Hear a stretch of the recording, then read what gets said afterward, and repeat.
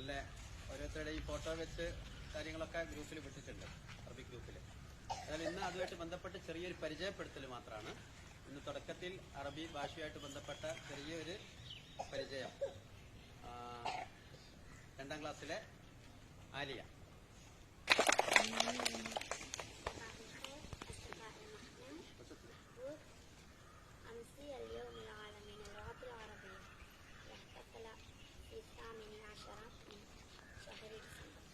يتكلم بها ملايين من الناس في أنحاء العالم وهي لغة رسمية في 28 دولة.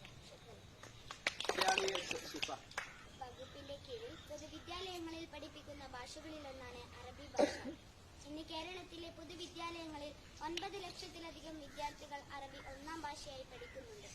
ഏറ്റവും പുരാതനവും ഇന്ന് ലോകത്ത് സജീവവും 28 രാഷ്ട്രങ്ങളുടെ മാതൃഭാഷയുമാണ് അറബി ഭാഷ. 1973 ഡിസംബർ 18 ഐക്യരാഷ്ട്രസഭ അറബിയെ ഔദ്യോഗിക ഭാഷയായി പ്രഖ്യാപിച്ചത്.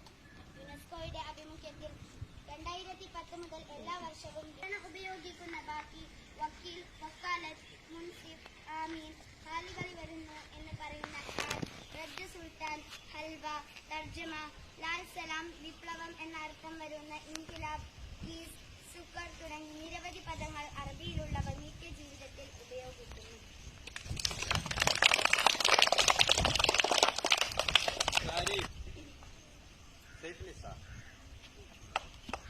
أنا سيف نساء. صباح الخير، أنا سيف نساء. أنا دارس في الصف الثالث في مدرسة الابتدائي أوربلي. اسم والدي نزار أكي واسم والدتي سميرة.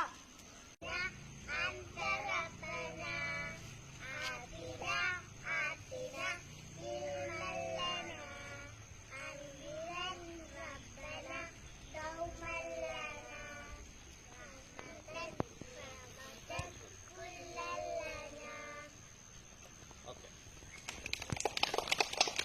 خير لغات بشرية، خير النسل كلامية، لغة